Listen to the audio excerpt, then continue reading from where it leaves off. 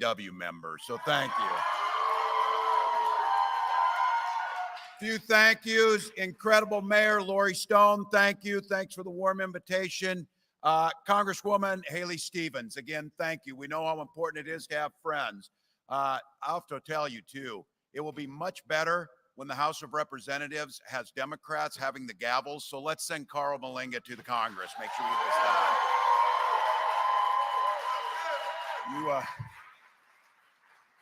And again, the privilege, I had the chance to serve with your incredible senator. Debbie Stabenow is the epitome of what a public servant looks like. Thank you, Senator Stabenow.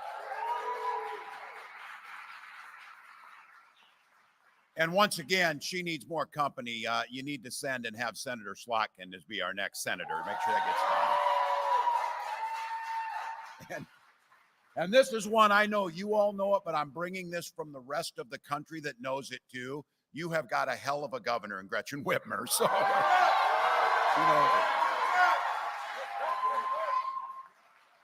And to the folks here at Macomb County Community College, thank you for building the future and the skills necessary to move folks into the middle class. We're grateful you hosted. Before we get started, I just wanted to say, I know you're all thinking about it too. Our heart's going out to those communities across the Southeast that have been devastated by Helene and then Milton.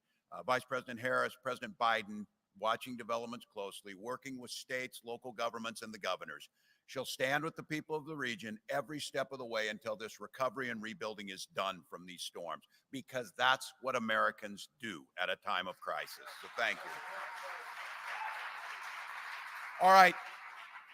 You might know I'm from Minnesota, but I say this with a pure and true heart on this. How great is it to see the Tigers playing baseball in October? So, it's a Central. It's a Central, but look, just one more reason Detroit's a great city. So that's what we know. So. All right, but here's the deal. From the Iron Range to Motor City, our states are united by the spirit of creation. The dignity and pride of working people stretches across this country, and that's exactly what I'm here to talk about today. Kamala Harris and I have a plan to build American industrial strength powered by American workers. And I promise you this, when Vice President Harris and I are elected, we'll have your backs, just like you've had our backs every step of the way. Look, this is a defining arc of the America's economic story. People came here to Michigan from across the nation and across the world for a shot at a better future for their families. And in the process, they built the engine that built this country. Vice President Harris understands that. She grew up in a middle-class family, understands that manufacturing jobs are a ticket to the middle class, and they don't require a higher degree many times, and they don't require student debt. Under her leadership, we're winning the race to make sure everything made in America. Kamala Harris has helped spur this resurgence of American manufacturing, especially here in Michigan. As vice president, she invested in working people.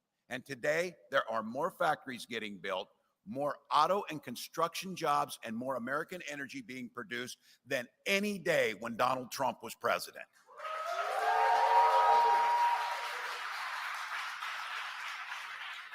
She's proud to be part of the most pro-labor administration in American history, unafraid to walk picket lines and demanding better pay and better working conditions. She walked those lines with UAW workers. And she fought side by side to save those pensions for over 1 million union members. Because you see it and you know she knows it. She understands that unions and working people are the backbone of this country. As governor of Minnesota, I had the privilege of signing one of the biggest packages of pro-worker policies in history into law. And now Minnesota is one of the best states for workers in the country. That's our vision for every state across the country. Now look, Donald Trump and J.D. Vance, they got a little different view of things. Just yesterday, Donald Trump was in Detroit and he said, our whole country will end up being Detroit. You're going to have a mess on your hands. Well, look, I know you don't, that's not unexpected for him. That's exactly what he's going to do, tear down America. But if the guy would have ever spent any time in the Midwest, like all of us know, we'd know Detroit's experiencing American comeback and renaissance.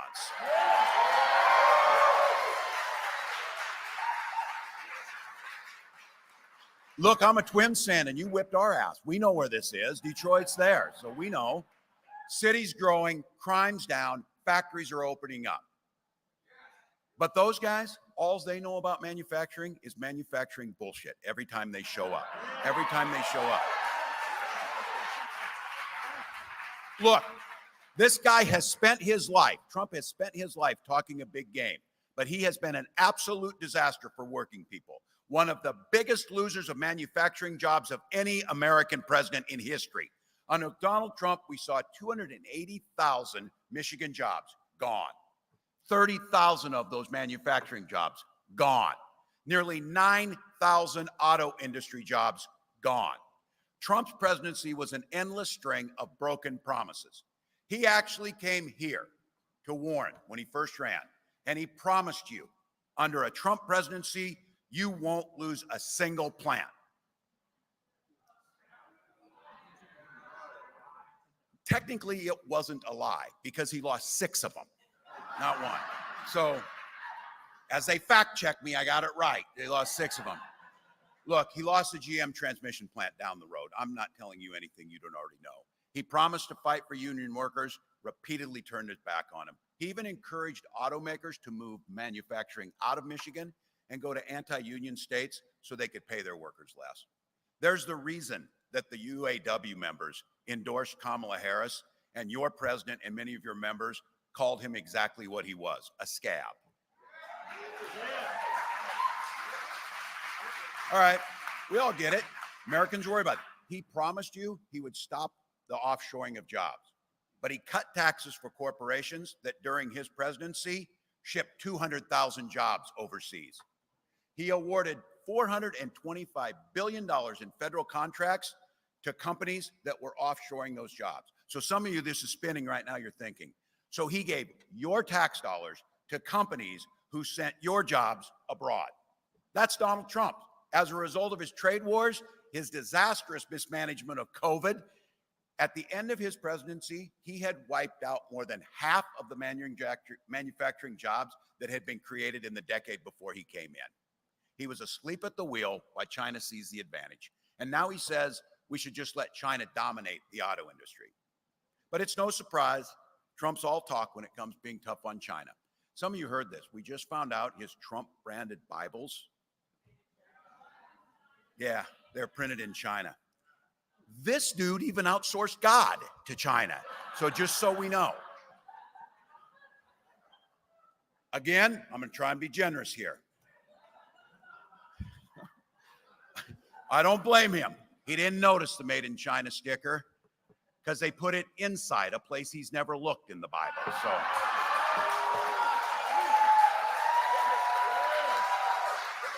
look, while Trump was abandoning American manufacturers, Vice President Harris was there overseeing the creation of over 400,000 jobs right here in Michigan. 20,000 manufacturing jobs and more than 250,000 new auto jobs across this country. So while Trump lost 6 of those plants, more than 20 have been opened under Kamala Harris's leadership. Now look, we all talk about this, and I get it. Some of those plants are going to produce electric vehicles. And I know there's some folks a little skeptical. Look, I'm a car guy. You get a little skeptical about this, it's the future. But here's my take on so many of these things. It should just be your choice. We need to make those choices affordable and available to people. Nobody's mandating anything to you. If you want to drive like I do, a 79 International Harvester Scout that is sweet as hell, I'm just telling you that, knock yourself out and drive it. But look, this is about the future of the auto industry. She wants to make sure that it's not just EVs are made in China, but they're made here in the United States by United Auto Workers and let people buy them. Look, we got to make EVs. We got to make internal combustion. We got to make hybrids along with the batteries and chips so the auto industry stays competitive and can keep the jobs right here in Michigan. That's exactly what the administration did by encouraging GM to reinvest in the Lansing Grand River plant. Vice President Harris cast the deciding vote on that piece of legislation. It made sure that $500 million investment in Michigan would happen. One of those, that plant itself, saved 650 jobs and created 50 new ones by that investment. Those are good UAW jobs.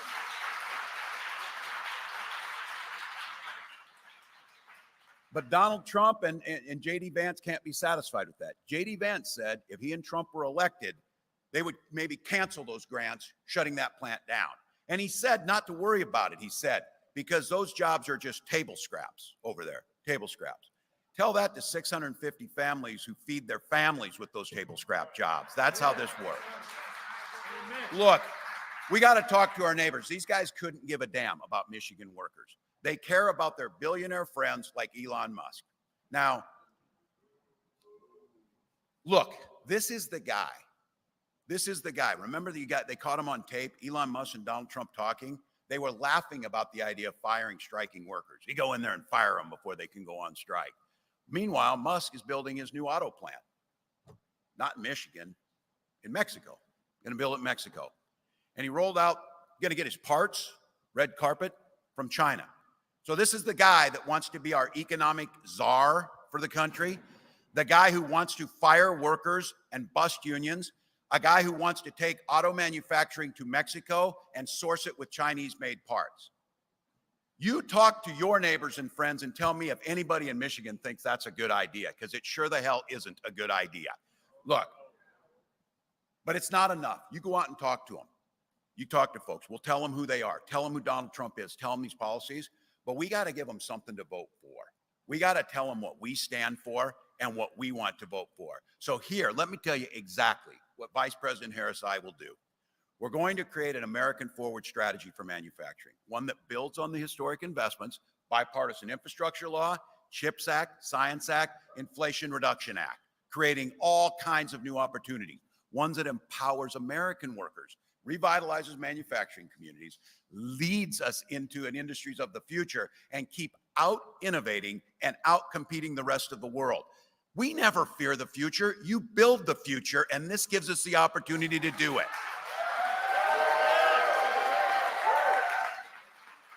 And look, industry's telling this, and President Harris will do it. We need to release the full potential of American industry, cut red tape so we can build more and build faster.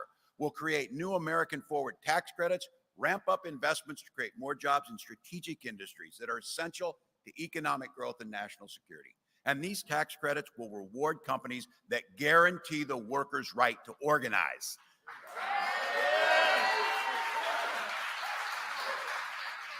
Pretty frustrating to see your tax dollars go to companies that bust unions instead of giving them to that. We'll make sure they go to companies that encourage you to unionize and work together to grow America. And many in this room know, and I see this as a teacher and as a father of a young son, looking at it and encouraging him to get into the trades, eliminating unnecessary degree requirements, increasing skill development for over 500,000 federal jobs. Because Kamala and I believe, like all of you do, is if you have the skills to do the job, you should damn sure be able to get the job, whether you have a degree or not. So look, setting a goal of doubling the number of apprenticeships and other training opportunities that lead straight into good paying union jobs by the end of the first term is the goal to get done. As President, Kamala Harris has said, and she will, and we will be there, and you will be there when she signs the PRO Act, making it easier to form a union. We'll have the back of UAW and the Stellantis workers when promises made are not being kept. We'll reform tax laws to make it easier for businesses to let workers share in company success. And we will never let other countries like China undermine those investments with unfair trade practices. Look, that includes supporting American-made products and steering all the federal contacts, your tax dollars, toward firms that commit to producing here at home, hiring union labor, hiring American workers. So there it is. That's our plan. If they ask you, what are you going to do and what are they going to do? And there's a track record of Vice President Harris and myself of not just talking about it, but making it happen. And what happens then is the middle class rises. People start to not just get by, they thrive. That's the goal. But I want to be clear. I've also at times said Donald Trump doesn't have a plan, a concept of a plan at times. But that wasn't exactly correct. He does have a plan. It's called Project 2025. Just go Google this and find the stuff that's in there. And I kid you not, there's things in there about privatizing the National Weather Service for weather forecasting, things at a time what you're experiencing. But look, it's worse than that. They pretend like, oh, we don't really know what that is. We haven't heard of Project 2025. Senator Vance said he knows nothing about it, even though he wrote the foreword to the architect's book. I've never written a foreword to somebody's book, but I'm pretty sure I'd remember who it was if you did that. And these are the guys that wrote this. So look, I coached football for a lot of years. If you're going to take the time to draw up a playbook, you're damn sure going to run the plays. And that's what Project 2025 is.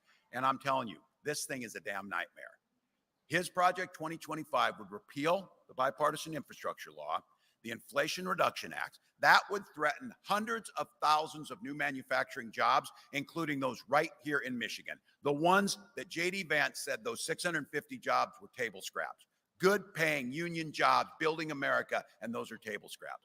He would establish, and every single economist said so, a national sales tax on everything from groceries to prescription drugs. And the estimates is it would cost each and every one of you $4,000. He says those tariffs that Trump will pay, or that China will pay, Trump's tariffs, you're going to pay them. That's the way it always works. That's exactly what he's trying to do. And there, again, you heard it, that idea of a plan or whatever. He absolutely tried his entire time in office to repeal the Affordable Care Act, the thing that protects hundreds of thousands of Americans to be able to get affordable health care. And he talked about a Ponzi scheme. This guy, of all the schemes he had, the one that he went after was Social Security and Medicare, things that we pay into. That's the greatest anti-poverty program ever been devised. We pay into it. And I keep saying this. Might not be a big deal for him if you're sitting in Mar-a-Lago and you have $1 billion that you're not paying tax on, but it's a damn big deal for my nearly 90-year-old mom. That's how she pays her bills. That's how the rest of us think about it. That's the choice that we're up against. So, folks, in this election, we got a chance to turn a page. A new generation of leadership with Kamala Harris.